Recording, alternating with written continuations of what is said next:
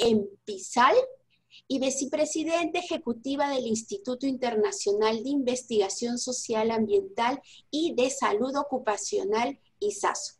Directora del proyecto ABSIDI, asesora integral de psicosocial, investigación, desarrollo e innovación. Coordinadora para España del Observatorio Internacional del Mobbing, OIM, auspiciado por CEDISEM, Servicio Europeo de Información sobre Mobbing, con múltiples publicaciones, libros, capítulos de libros y artículos. Es grato, muy grato tenerla en esta primera charla de nuestra actividad del mes de la seguridad y salud en el trabajo. Paso con usted, doctora. Gracias. Muchísimas gracias. Muy buenas tardes a todas y todos los participantes. Estoy feliz de estar aquí, aunque sea a través de la pantalla. Preferiría estar en mi Lima querida, pero bueno, en estas épocas nos tenemos que conformar con vernos a través de la pantalla. Voy a compartir en este momento mi presentación para que podamos conocer esos factores psicosociales que me pidieron para mi charla. Voy a intentar poder condensar de una forma rápida todo ello para que así luego pues quede un tiempo para las consultas, las preguntas, los comentarios, etcétera, del resto de participantes. Bien, el tema de la charla es factores psicosociales, cómo reconocerlos en mi organización. Es importante primero que tengamos claridad respecto a qué son los factores psicosociales, qué entendemos por estos factores psicosociales, y son esa interacción que se produce entre todo lo que tiene que ver con la organización, con la empresa, el concepto de esta empresa, su organización, el modelo de gestión, cuáles son los contenidos de los diferentes puestos de trabajo, cómo se ha diseñado esa organización, esos puestos de trabajo, cómo se realizan las tareas y además de todo eso, todas las condiciones ambientales, sociales que se están dando en ese tipo de empresa o de organización. Pero todo eso por sí solo todavía no serían todos los factores psicosociales, sino una parte de ellos, porque todo esto tiene que entrar en relación también con las personas. Y en cuanto entramos en relación con las personas, ahí además tenemos que tener en cuenta sus capacidades, sus necesidades, sus expectativas, costumbres, cultura y las circunstancias personales de cada uno de los trabajadores que forman parte de esa organización o empresa. Y toda esa interacción global que se da entre los diferentes elementos pueden potenciar nuestra salud y nuestro bienestar, nuestra calidad de vida, pero también la pueden afectar en un sentido nocivo, es decir, me pueden provocar bienestar o me pueden provocar malestar, me pueden provocar salud o me pueden provocar enfermedad. Por lo tanto, vemos que los factores psicosociales es importante entenderlos y son múltiples las circunstancias que se dan en la empresa que pueden afectar mi salud y mi bienestar, pero también, y eso no podemos olvidarlo, son múltiples las circunstancias, las características personales que también pueden afectar, en bueno o en malo, a la empresa y a los demás miembros de esa organización. Por tanto, teniendo eso claro, cuando esos factores psicosociales presentan un riesgo laboral. Bueno, la posibilidad de que un trabajador sufra un determinado daño derivado del trabajo es lo que entendemos por riesgo laboral, es la posibilidad del daño, y ¿qué puede provocar este riesgo? Pues puede ser por características del local de trabajo, instalaciones eléctricas, gases, incendios, ventilación, temperatura, etcétera. Puede ser también por cómo se organiza el trabajo, y todo eso tiene que ver con la carga física o la carga mental, cómo se ordena este trabajo, si se da monotonía o repetitividad en las tareas, si tengo una ausencia constante de creatividad en mi puesto de trabajo, si estoy aislado, si me dan o no la posibilidad de participar en las tomas de decisiones o en aquello que afecta a mi puesto, los turnos, los horarios, etc. También el riesgo puede venir representado por el tipo de actividad. Todo esto son riesgos laborales que tienen que ver con el impacto psicosocial que provocan. El tipo de actividad, si los equipos de trabajo, las computadoras, las máquinas, las herramientas, el sistema de almacenamiento y manipulación de cargas, etcétera, es correcto o no.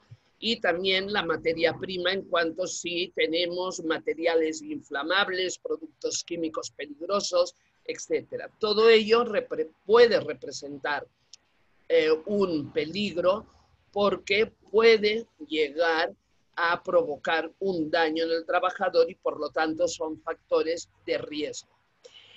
¿Qué pasa cuando esos factores de riesgo realmente ya se han implementado como posibilidad del daño? Y en lo psicosocial, ¿qué es lo que nos estará mostrando que realmente hay un impacto negativo en el trabajador? En primer lugar, es muy claro que la insatisfacción laboral. ¿Por qué? Porque la insatisfacción laboral nos muestra el descontento, el rechazo al trabajo que está provocado por una inadecuada organización, por falta de participación, por sobrecarga, por problemas de comunicación, y también puede estar provocada por factores personales. Puede ser también que mi tipo de personalidad me haga generar unas expectativas que no son adecuadas a lo que debo esperar, o un bajo nivel de autoestima o de frustración, etcétera. Pero todo ello puede dar lugar a consecuencias tanto en la persona como en la organización. No nos debemos olvidar nunca de esto. Cuando hablamos de salud laboral, cuando hablamos de salud mental o cuando hablamos de factores psicosociales, estamos hablando de todos aquellos que además de provocar daño en el individuo, también provoca daño en la empresa o en la organización. Derivada de los factores de estructura de empresa, debemos tener en cuenta cómo son nuestros procesos de comunicación formal. Es una comunicación abierta, fluida, se da por compartimentos estancos, etc. Porque dependiendo de qué tipo de proceso de comunicación formal tengamos, puede representar un riesgo. También las relaciones jerárquicas, el estilo de mando. ¿Qué estilo de mando es el que tenemos en nuestra organización o empresa? Si se da o no oportunidad de promoción profesional, si estamos en un lugar donde se da la inestabilidad laboral. No tengo seguro mi puesto de trabajo, no sé seguro si lo voy a tener el próximo mes o no, todo ese tipo de inestabilidad que se puede deber a esa estructura de empresa. También tenemos los riesgos psicosociales derivados del diseño y del contenido del trabajo. Dependiendo del diseño de tarea, puede ser que el propio diseño de la tarea me esté me esté provocando ese riesgo psicosocial. El no tener, por ejemplo, bien definidas las competencias, qué se espera de mí, qué puedo esperar yo de los otros, si tengo claro mi rol en la organización, etcétera. También el nivel de autonomía y de capacidad de decisión, todo aquello que es importante para mi trabajo, si se me tiene en cuenta, si me dejan participar en la consulta antes de aplicar ya las decisiones que se hayan tomado. Y también el nivel motivacional que tienen los trabajadores. ¿Por qué? Porque muchas veces cuando no se cuenta conmigo para nada, pues mi nivel de motivación baja en picado, ¿no? No me siento escuchado, no me siento atendido, etc. También tenemos todos los factores psicosociales derivados de carga mental y que nos pueden suponer un riesgo. La complejidad de la información que tengo que manejar, el nivel de atención que necesito poner, la presión del tiempo de trabajo, todo eso hace que mi proceso cognitivo, mi proceso que tiene que ver con la percepción, la atención, la memoria, la respuesta que tengo que dar, pues se pueda alterar cuando realmente se me provoca que esté con una carga mental disparada durante toda la jornada laboral o todos los días de la semana en mi jornada laboral. También todos aquellos riesgos derivados de la organización del tiempo de trabajo son factores psicosociales. Los turnos, ¿por qué?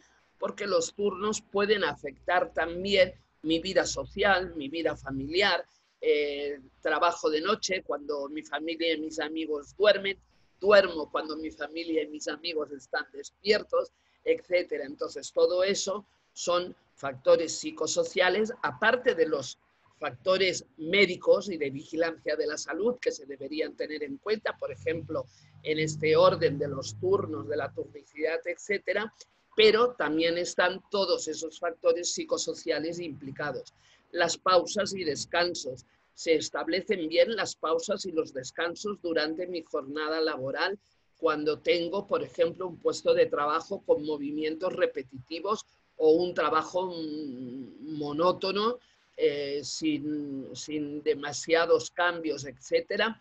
Entonces, ¿cómo se organiza este tiempo de trabajo?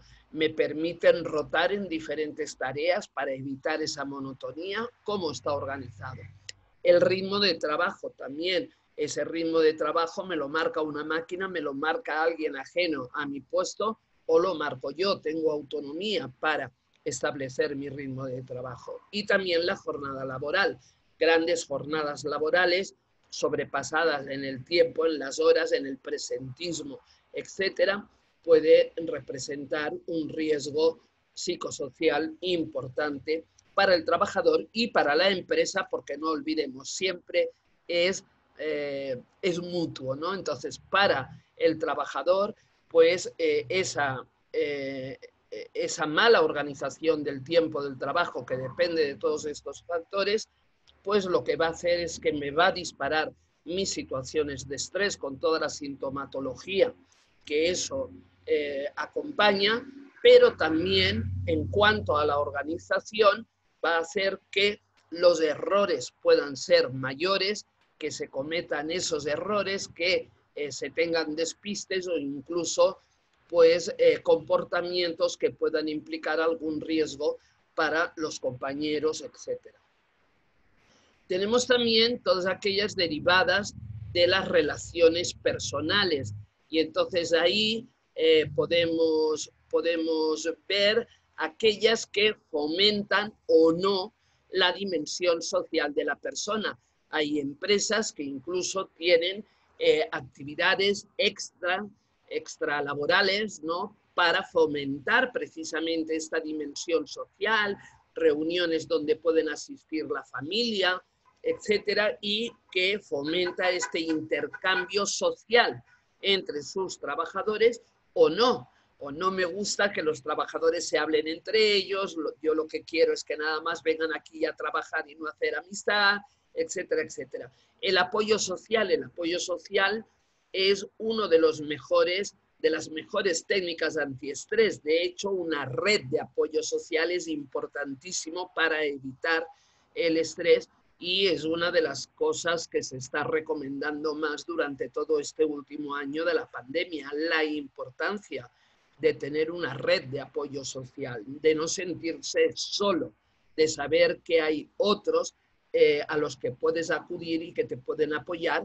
en múltiples aspectos de tu vida.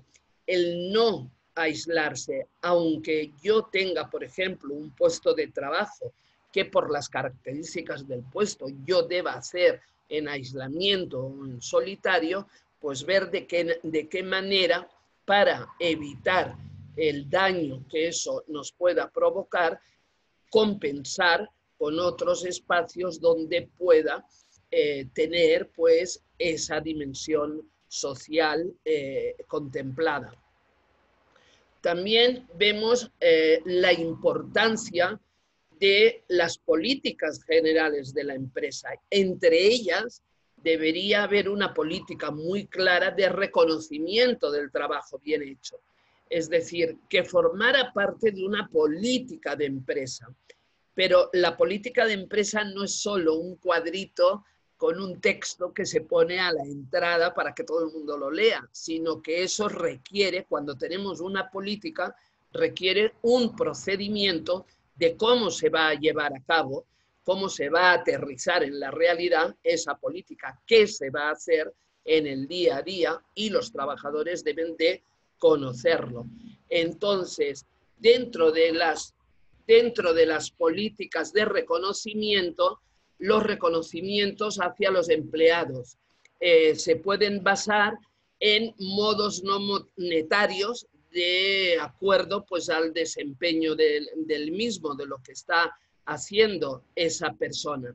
El reconocimiento tiene que ver con el uso de las habilidades y las calificaciones del empleado para poder mejorar ese desempeño y también la productividad en la organización.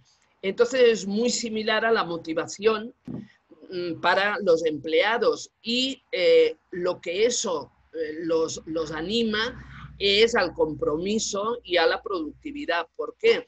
Porque siento que ese compromiso que yo tengo con la empresa me lo reconocen y me lo premian, aunque solo sea con un gracias, ¿no? Pero hay una visibilidad de aquel esfuerzo que yo hago y así me lo hacen saber. Además, tenemos otro aspecto muy importante en todo lo que tiene que ver con los factores psicosociales, que son las relaciones interpersonales laborales. Pues constituyen un papel crítico en una empresa.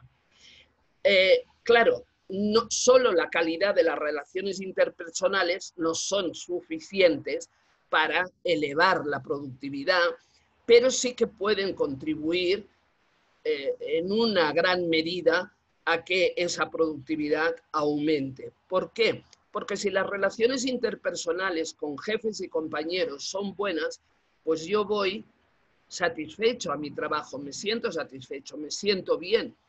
Y por lo tanto, ahí los gerentes, la gerencia, el staff directivo necesita entender bien lo que representa una relación interpersonal buena con los trabajadores. Un directivo debe ser fácilmente abordable y amistoso, pero no por ello tiene que dejar de ser justo y firme en todo aquello que hace.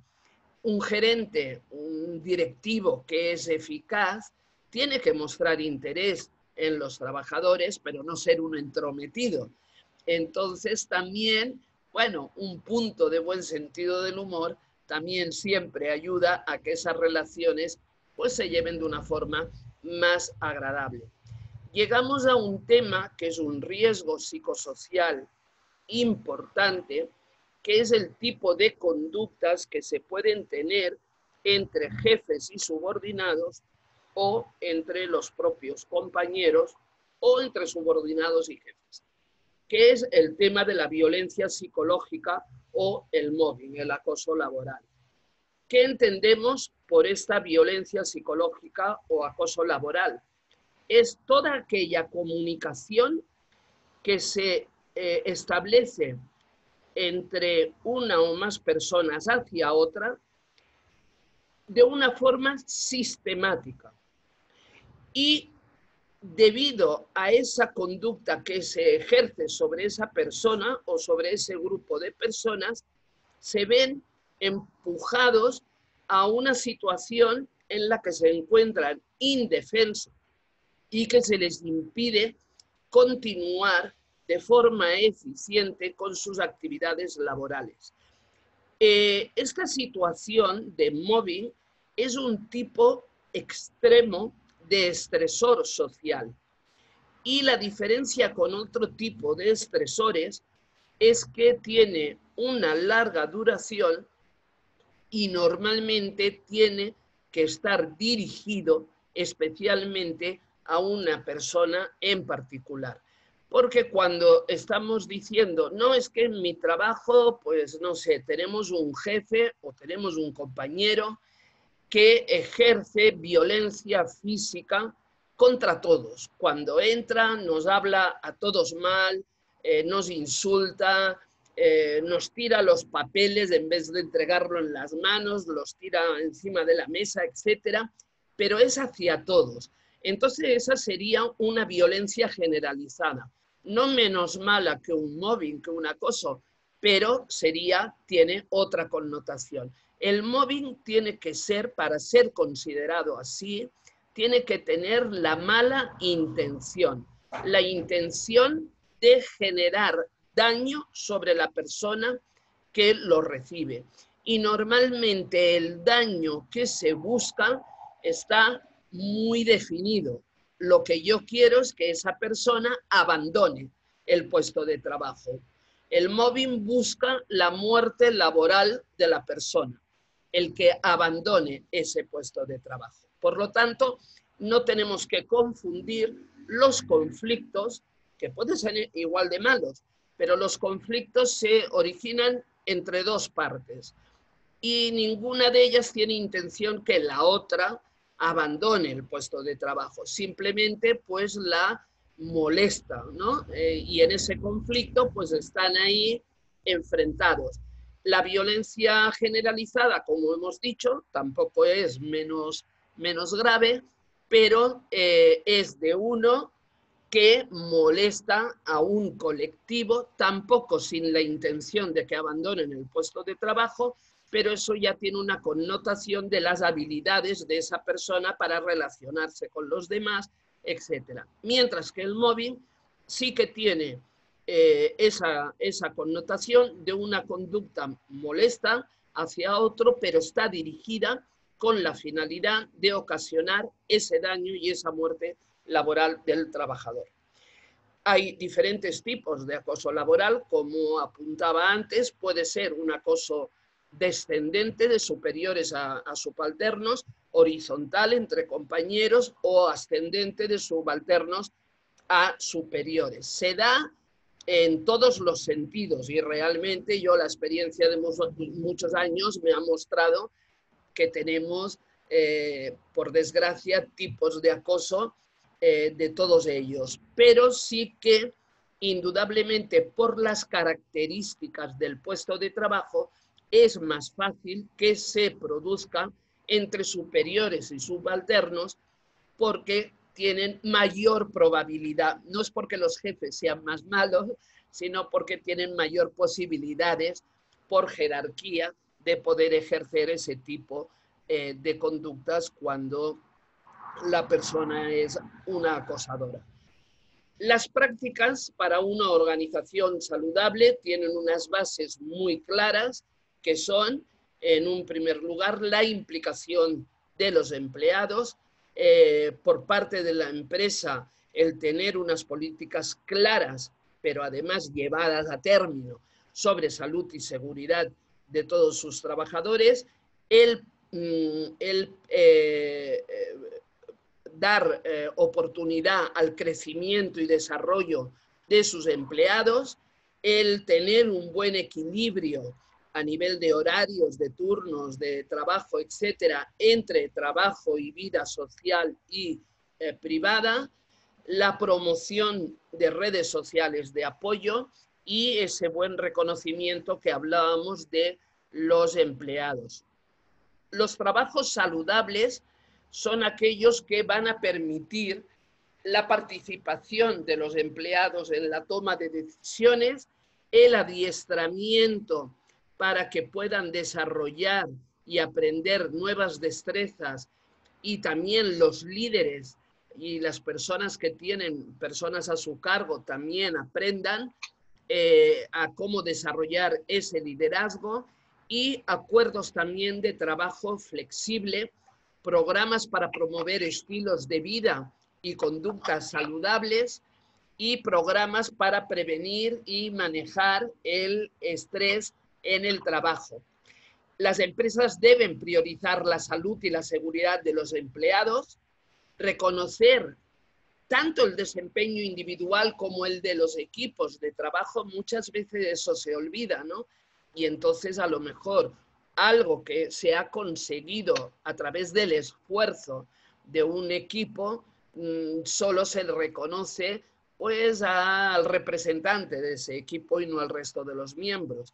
Y también aquellas empresas que pueden promover beneficios amplios de cuidados de la salud que incluyan accesos a los servicios de salud mental para sus empleados. Estamos ante una nueva pandemia provocada por COVID-19 y es la que vamos a tener que enfrentar.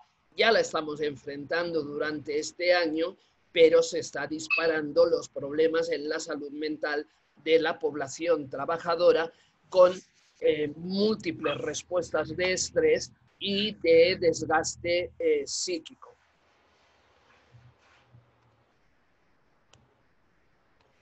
Las redes sociales de apoyo, como comentaba antes, son fundamentales porque van a contribuir a que se cuente con una mejor calidad de vida cuando yo tengo una buena red de apoyo a mi alrededor.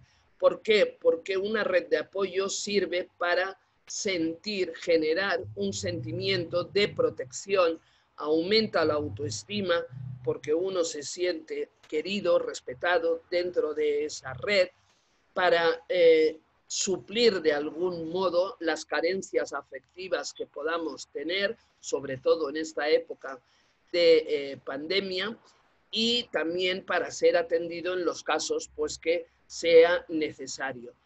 Desde la empresa hay que promover, para trabajar bien con los factores psicosociales, la erradicación de la violencia y el acoso de las organizaciones con una política clara. Una política clara tiene que formar parte de la política general de la empresa, para que la empresa pueda generar los procedimientos, para que la empresa pueda generar las sanciones que se requerirían en caso de incumplimiento de esta política de tolerancia cero a este tipo de conductas, para que la empresa dentro de ese procedimiento contemple cómo se va a proceder a la investigación de ese presunto caso de acoso que puede presentar un trabajador. Esa investigación debe hacerse por una persona cualificada para poderlo hacer, médico, abogado o psicólogo, con la experiencia requerida para poder dictaminar si se está produciendo o no una situación de acoso. Y en el caso de que sea así, la empresa pueda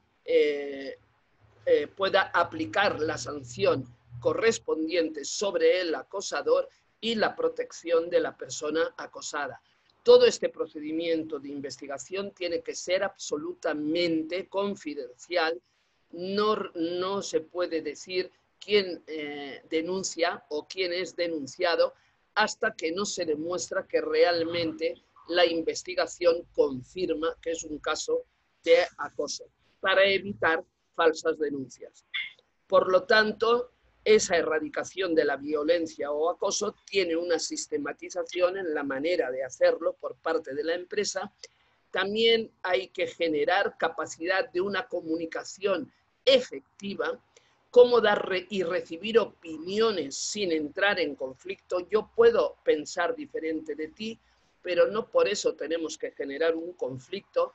La posibilidad de corregir, no para evidenciar al otro, sino para ayudar al otro, y cómo dar y recibir esfuerzo positivo.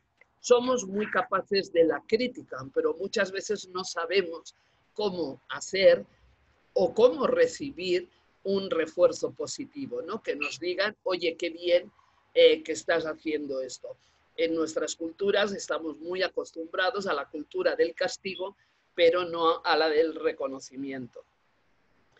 Es importante ahora los factores psicosociales que tenemos que estar vigilando en esta pandemia, sobre todo son acciones de promoción de la salud y del autocuidado que se promuevan también desde la empresa a sus trabajadores, que les enseñen la importancia más ahora que nunca con toda esta pandemia, de mantener una actividad física con constancia y regularidad, de mantener una alimentación equilibrada, sana y saludable.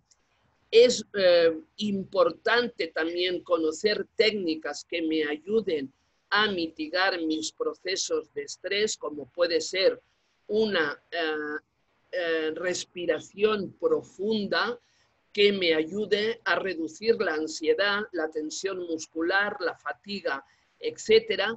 Y entonces esa respiración lenta, profunda, donde dejo que el aire inunde y llene mis pulmones, donde disfruto contando hasta 3 de ese aire que llena mis pulmones y luego lo dejo que poco a poco, pues de forma natural, salga hacia afuera otra vez. Esa respiración, que sería la respiración que todos hacemos cuando somos bebés, entonces esa respiración, hacerla junto con una relajación muscular profunda, y veremos que además de reducir la ansiedad, la tensión muscular y la fatiga, es incompatible con una situación de ansiedad, de pulso acelerado, de respiración acelerada, etc. Esa relajación muscular profunda tendría que estar dirigida por contracción y descontracción muscular a los grupos principales, como pueden ser entrecejo, párpados, nariz, boca, cuello, hombros, brazos, manos, espalda, piernas, etc. Y entonces hacer todo este circuito de relajación. Todo esto pues forma parte de una buena promoción de la salud para evitar el riesgo de afectación a mi salud por motivos psicosociales que me provocan estrés. También si cuando ya estamos en ese circuito de respiración y de relajación, pues hacemos una meditación, eso nos va a ayudar a tener un mayor control mental de las emociones y de nuestro cuerpo, y nos va a ayudar a poder tomar decisiones o hacer cambios, los cambios de conducta que deseemos. Entonces, pues también os aconsejo ese tipo de meditación para poder mejorar. Bueno, pues hasta aquí creo que hemos respondido a la pregunta principal de la conferencia, y entonces dejamos y damos paso a si han habido preguntas o cuestiones para que podamos responderlas. Sí. Doctora Marian, hay una pregunta de Dora Giné.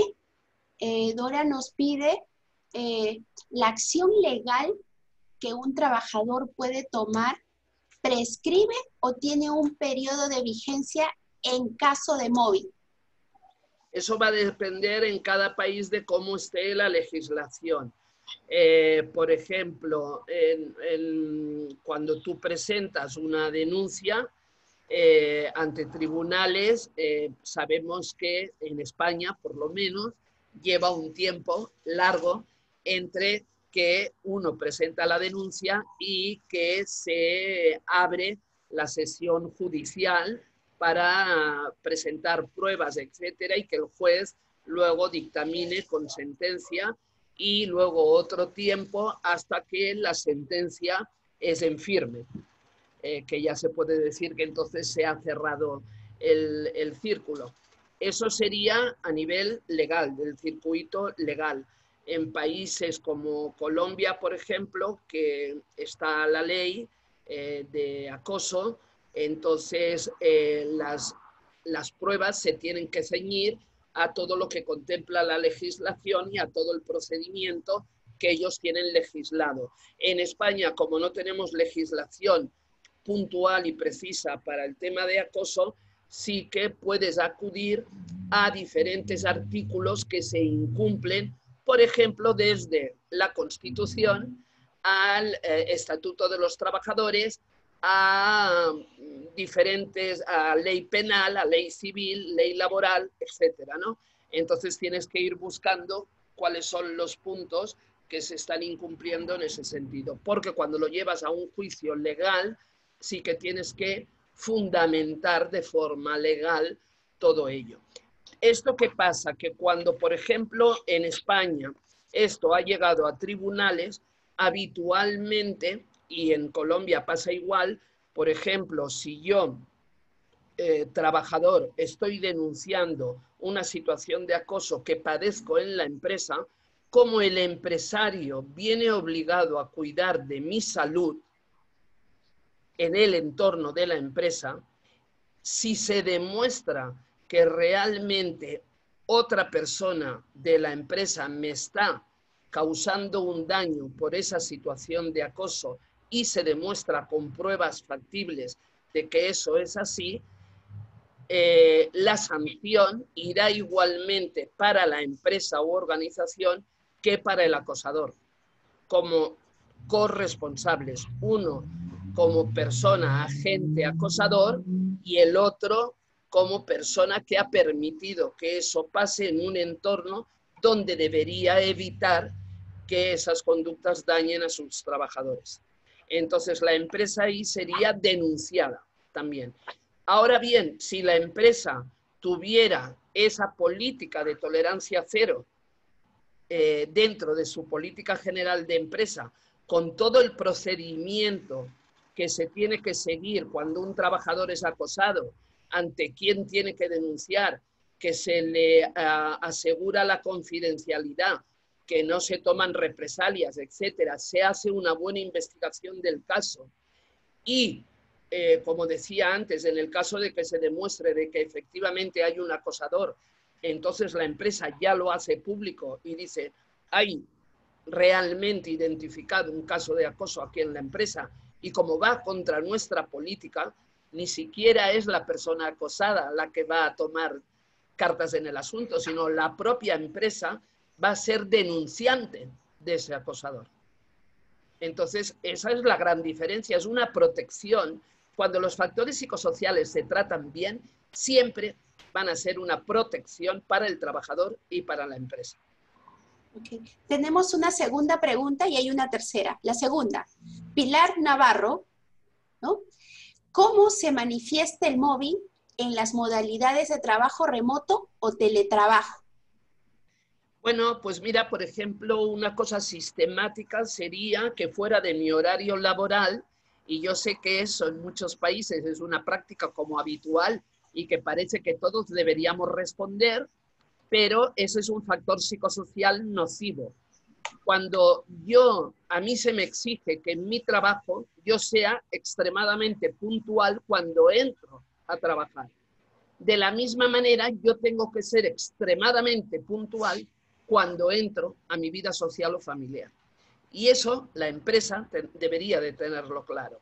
Es decir, Yo tengo un horario de trabajo, fuera de ese horario de trabajo no tengo ninguna obligación de responder a un mail, a un WhatsApp o a cualquier otro medio de comunicación que quiera mi jefe, mis compañeros o la empresa tener conmigo. Por lo tanto, yo debería poder decirle a ese jefe, a ese compañero o a ese miembro de la organización, oiga, estoy en mi tiempo de descanso, entonces yo ahora no puedo, a no ser que sea una urgencia, una emergencia de vida o muerte, pero pues no tengo por qué, no tengo ninguna obligación de responder fuera de mi ámbito de trabajo. Entonces ahora con el teletrabajo se está abusando mucho de eso. Es decir, como te tengo aquí al otro lado de la pantalla, como te tengo al otro lado del teléfono, estoy todo el día fuera de horas, fuera de horario laboral, etcétera.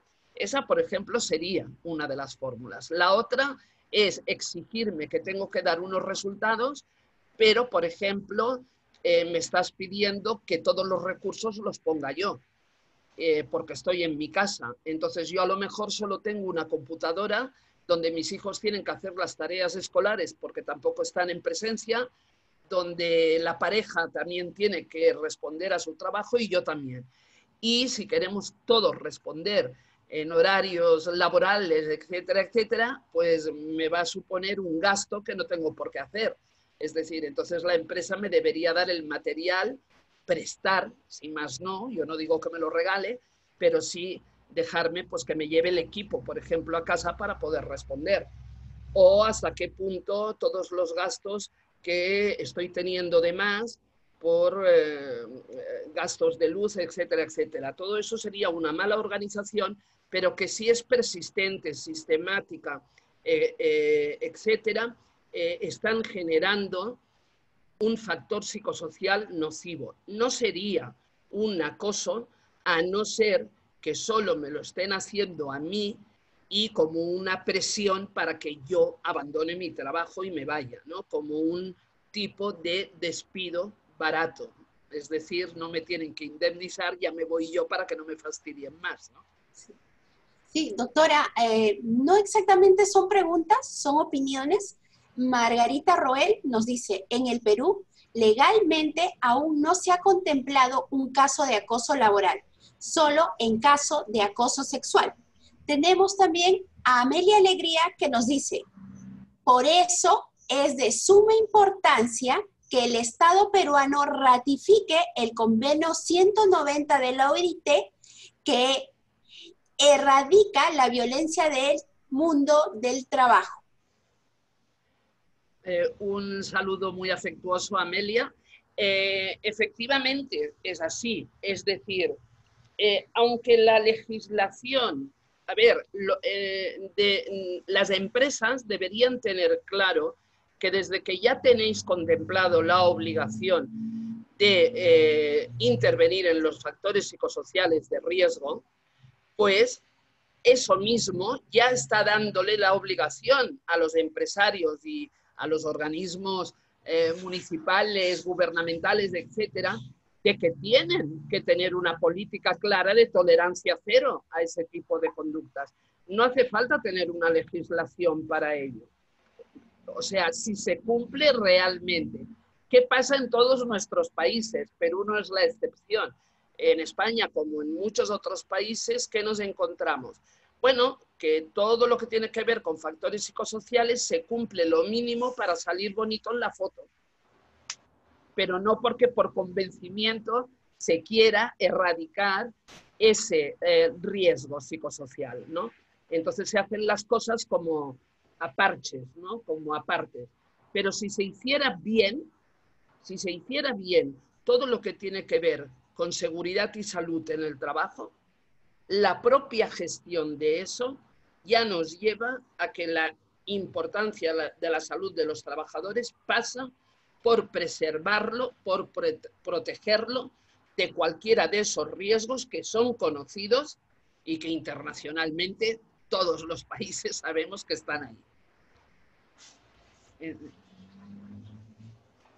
Sí, doctora. Bien, no tenemos más preguntas. Ha sido un resumen muy interesante el que nos ha hecho desde el concepto, desde cómo reconocerlo, cuáles son los factores que podrían presentarse tanto positivo o negativo, pero cuando son negativos, cómo estos afectan y como un daño, y esta se convierte en un factor psicosocial en las cuales nos tiene consecuencias como el mobbing.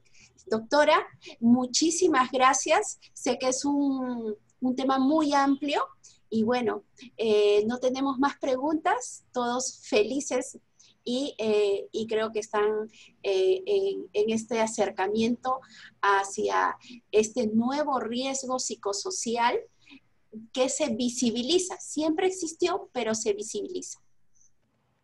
Pues muchísimas gracias a todos por la participación, por las preguntas. Espero pues que las personas que han estado sepan discriminar bien, ¿no?, entre lo que es un conflicto o una situación de mobbing, donde tiene que haber esa intención del daño. Y sobre todo, pues deseo que todos allá en el Perú sigáis bien, saludables, y que nos volvamos a encontrar cuando toda esta pandemia nos vuelva a dejar y disfrutar allá en Lima y en presencia. Muchísimas gracias. Muchísimas gracias, doctora. Esperemos volverla a ver en el Perú en algún momento. Ese va a ser nuestro anhelo. Muchas gracias a Muchas todos. gracias. Buenas tardes.